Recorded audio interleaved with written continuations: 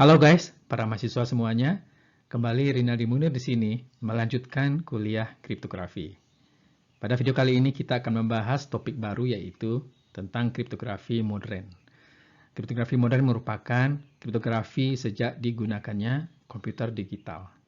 Pada video bagian pertama ini kita akan membahas mengenai representasi bit biner dan sebuah operasi penting di dalam bit yaitu operasi XOR. Selamat belajar dan selamat menyaksikan. Pada kriptografi klasik, yaitu era sebelum digunakannya komputer digital, operasi enkripsi dan dekripsi dilakukan pada pesan berupa huruf-huruf alfabet. Sehingga pesan, plain text maupun kunci, semuanya dalam mode karakter huruf-huruf alfabet. Pada kriptografi modern, enkripsi dan dekripsi dilakukan dalam mode bit atau byte. Itu artinya, kunci, plain text maupun ciphertext itu semuanya diproses dalam rangkaian bit atau byte. Dan di dalam rangkaian bit atau byte ini, operasi yang paling penting dan paling banyak digunakan dalam chipper modern adalah operasi XOR. Meskipun memiliki nama sebagai kriptografi modern, namun chipper atau algoritma enkripsi dan dekripsi pada kriptografi modern tetap menggunakan teknik yang dipakai pada algoritma klasik, yaitu masih ingat kalian yaitu teknik substitusi dan transposisi. Namun, operasi substitusi dan transposisi yang terdapat pada chipper modern itu dibuat lebih kompleks atau lebih rumit, dengan tujuan agar proses kriptanalisis menjadi lebih sulit. Kemudian, perkembangan algoritma kriptografi modern ini itu didorong oleh penggunaan komputer digital ya yang sangat masif ya untuk melakukan perlindungan pada pesan. Nah, seperti kita ketahui bahwa komputer digital merepresentasikan data dalam biner. Oleh karena itu kita perlu tahu bagaimana cara merepresentasikan data dalam biner. Gambar berikut ini memperlihatkan diagram blok kriptografi modern. Pada gambar ini kita dapat menemukan atau membaca beberapa istilah atau konsep yang tidak terdapat pada kriptografi klasik, seperti public key kriptografi, message digest, fungsi hash, block chipper, stream chipper, digital signature, challenge response, dan sebagainya. Nah, cara membaca diagram ini adalah sebagai berikut ya. Jadi kita mulai dari sini. Algoritma kriptografi modern itu dibagi menjadi beberapa kelompok. Pertama adalah algoritma kriptografi kunci simetri atau symmetric key kriptografi. Nah, symmetric key kriptografi ini dibagi lagi menjadi ya, block chipper dan stream chipper. Nah, ini akan dijelaskan nanti. Kemudian public key kriptografi ini adalah kriptografi yang menggunakan dua kunci yang berbeda untuk enkripsi dan dekripsi. Ya. Beberapa algoritma yang termasuk di dalamnya seperti elliptic curve kriptografi, Diffie-Hellman, RSA, dan sebagainya. Kemudian fungsi hash ini adalah kelompok algoritma ketiga yang digunakan untuk membangkitkan message digest atau pesan ringkas dari pesan. Kemudian beberapa algoritma tambahan untuk membangkitkan bilangan acak, yaitu pseudo random number generator, yang digunakan untuk membangkitkan initial vector, string yang tidak memiliki makna, atau juga bisa membangkitkan kunci rahasia. Nah, algoritma kriptografi kunci simetri itu hanya digunakan untuk enkripsi pesan. Sedangkan public key kriptografi, algoritmanya digunakan selain untuk enkripsi, juga bisa digunakan untuk membangkitkan tanda tangan digital atau digital signature. Nah, fungsi hash ya, ini message digest-nya bisa digunakan untuk membangkitkan message authentication code ya. Sedangkan pembangkit bilangan acak, ya, string yang dihasilkannya bisa digunakan untuk mekanisme challenge and response ya. Nah, semuanya ini ya itu mendukung ya layanan yang disediakan oleh kriptografi, yaitu confidentiality ya untuk kerahasiaan pesan, data integrity untuk menjaga keaslian pesan, authentication ya itu untuk memastikan pihak-pihak yang berkomunikasi ya, kemudian non repudiation ya mekanisme untuk menyangkal ya bahwa pengirim pesan atau penerima pesan membantah telah menerima atau menerima pesan. Nah, muara dari semuanya ini adalah untuk menghasilkan ya protokol jaringan komunikasi yang aman. Seperti yang sudah disebutkan pada bagian awal, algoritma kriptografi modern beroperasi pada mode bit. Artinya pesan, kunci, dan plain text, ciphertext semuanya dalam bentuk bit. Nah, dalam beberapa algoritma, pesan yang dalam bentuk bit itu seringkali dipecah menjadi beberapa blok bit. Contohnya seperti plain text yang merah ini, ya.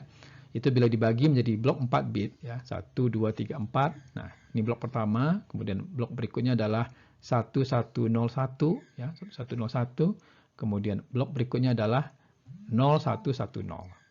Nah, maka setiap blok dapat dikodekan dengan angka desimal, itu menyatakan blok pertama angka 9, blok kedua angka 13, blok ketiga angka 6.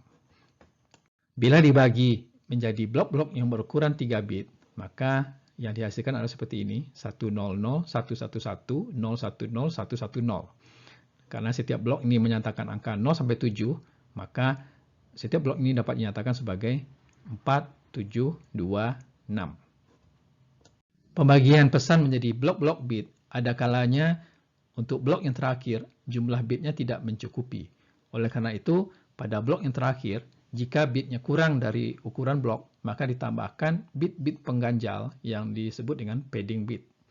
Contohnya plain text yang ini, yang panjangnya 12 bit, bila dibagi menjadi blok yang panjang 5 bit, maka blok pertama ini 5 bit, blok kedua 5 bit, sedangkan blok terakhirnya 2 bit. Nah, agar cukup menjadi 5 bit, kita tambahkan 3 buah bit pengganjal yang disebut dengan padding bit, yang berwarna merah tebal ini.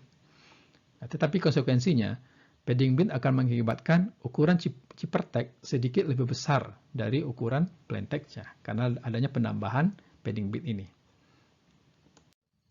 Pada beberapa algoritma kriptografi, data tidak selalu disajikan dalam bentuk bit, tapi disajikan dalam kode heksadesimal.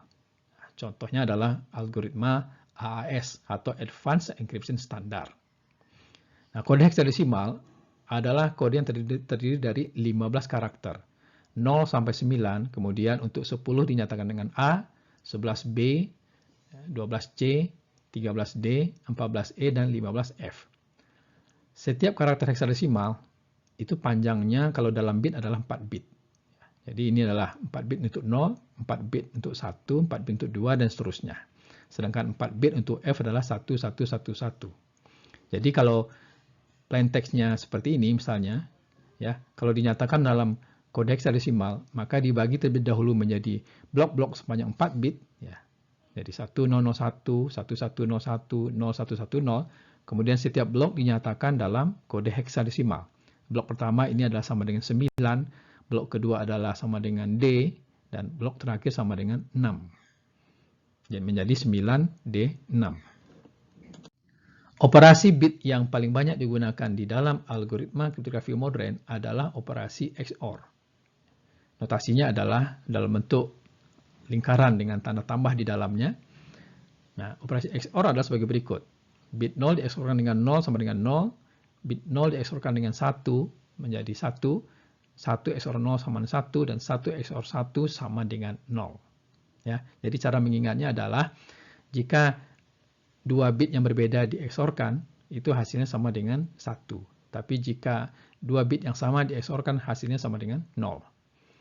Nah, operasi XOR ini itu ekuivalen dengan penjumlahan dalam modulus 2. Jadi 0 XOR 0 sama dengan 0 itu sama dengan 0 ditambah 0. Nah, 0 tambah 0 adalah 0, di mod 2 sama dengan 0. Kemudian 0 XOR 1 sama dengan 1, nah, itu ekuivalen dengan 0 ditambah 1, ya. 0 tambah 1 dalam desimal itu sama dengan 1, 1 mod 2 sama dengan 1.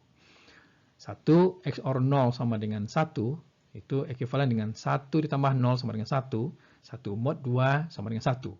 Kemudian 1 XOR 1 sama dengan 0, nah, maka ekuivalen dengan 1 tambah 1 sama dengan 2, 2 mod 2 sama dengan 0. Beberapa hukum yang terkait dengan operasi XOR adalah sebagai berikut. A XOR A sama dengan 0, A XOR B sama dengan B XOR A, berarti bersifat komutatif.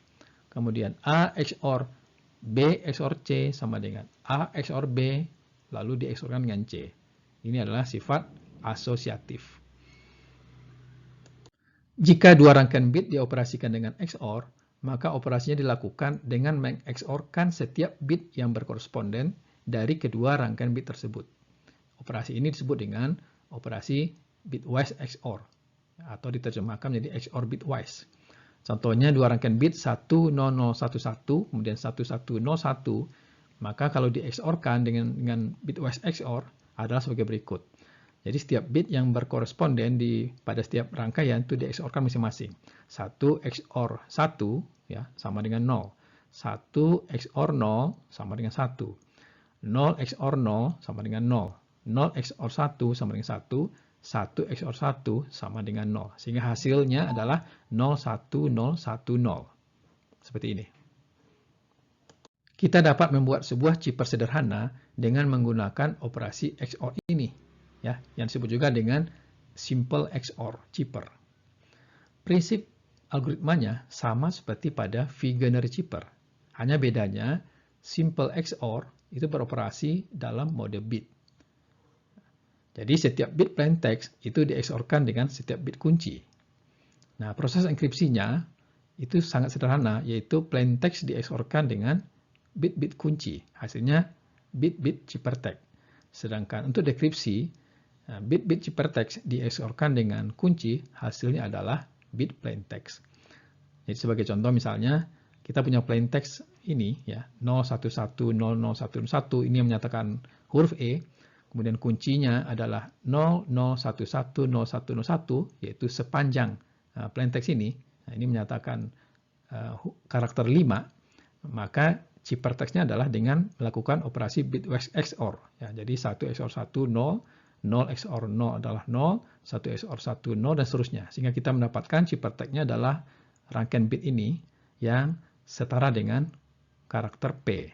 Nah, untuk melakukan dekripsi, kita XOR-kan kembali ciphertext ini dengan bit-bit kunci yang sama. Ya, ini kuncinya. Nah, ini kita lakukan operasi bitwise XOR untuk setiap rangkaian bit ini. Hasilnya akan kembali seperti plaintext semula. Jika panjang bit-bit kunci lebih pendek daripada panjang bit-bit pesan, maka bit-bit kunci diulang penggunaannya secara periodik sehingga panjangnya menjadi sama dengan panjang pesan. Nah, prinsip ini sama halnya seperti pada Vigenère chipper. Sebagai contoh misalnya, plaintext-nya adalah plaintext yang panjang ini, sedangkan kuncinya hanyalah 6 bit, itu yang berwarna merah ini, maka 6 bit kunci ini diulang-ulang penggunaannya, ya. Di sini diberi warna biru ya, dan ungu, hijau, hitam untuk membedakannya. Jadi 110110 lagi, 110110 lagi, 110110 lagi. Kemudian untuk yang terakhir hanya sepanjang 5 bit saja, 11011. Kemudian di XOR-kan setiap bit-bit plaintext dengan bit-bit kunci, ya, hasilnya adalah 010010 dan seterusnya. Berikut adalah kode program dalam bahasa C++ yang mengimplementasikan chipper XOR sederhana. Program dijalankan dari command line atau command prompt dengan mengetikkan nama programnya, lalu file plaintext dan file ciphertext. Nah, misalnya pada proses enkripsi di sini, ya, program menerima input berupa kunci ya, yang diketikkan oleh pengguna. Kemudian program melakukan enkripsi dengan membaca setiap karakter di dalam file plaintext ya, sampai end of file. Kemudian untuk setiap karakter yang dibaca di XOR-kan dengan karakter kunci. Nah, lalu dituliskan hasil XOR setiap karakter tersebut ke dalam file ciphertext. Nah, begitu seterusnya ya, sampai end of file. Pada proses dekripsi operasinya sama, yaitu membaca setiap karakter ciphertext, kemudian setiap karakter ciphertext di XOR-kan dengan karakter kunci, lalu menuliskan hasil dekripsinya, yaitu karakter hasil dekripsi ke dalam file plaintext. Ini adalah gambar screenshot menjalankan program enkripsi dan dekripsi dengan chipper XOR. Ini program enkripsinya bernama encrypt XOR dan program dekripsinya bernama decrypt XOR. Nah, program enkripsi menerima file plaintext yaitu hello.txt dan file ciphertext-nya, ciphertext.txt. Kemudian kata kunci yang dimasukkan oleh pengguna adalah virus corona. Nah, lalu pesan enkripsi hello.txt menjadi chipper.txt. Sedangkan untuk dekripsi, jalankan program decrypt XOR, file ciphertext-nya ciphertext.txt, lalu file plaintext hasil dekripsi. Nah, diberi nama berbeda di sini hello2.txt. dengan menggunakan kata kunci yang sama, virus corona. Nah, ini akan didekripsi ciphertext.txt menjadi halo2.txt. Ini adalah contoh hasil enkripsi file plain text yang bisa dibaca di sini, dan ini adalah isi file ciphertextnya. Nah, di sini isi file ciphertext tidak semua karakternya bisa ditampilkan di sini, karena ada beberapa kode ASCII yang tidak bisa dicetak atau unprintable. Nah, sayangnya algoritma Chipper XOR sederhana ini itu tidak aman, karena ciphertext-nya mudah dipecahkan, seperti halnya pada Wegener Chipper, yaitu panjang kuncinya dapat ditemukan dengan metode Kasiski. Ingat kembali bahwa Chipper XOR sederhana ini itu sama seperti Wegener Chipper, yaitu penggunaan kunci yang berulang, ya, agar sepanjang pesan, dan panjang kunci bisa ditemukan dengan metode Kasiski. Demikian bagian pertama video ini, dan nanti akan dilanjutkan pada bagian kedua.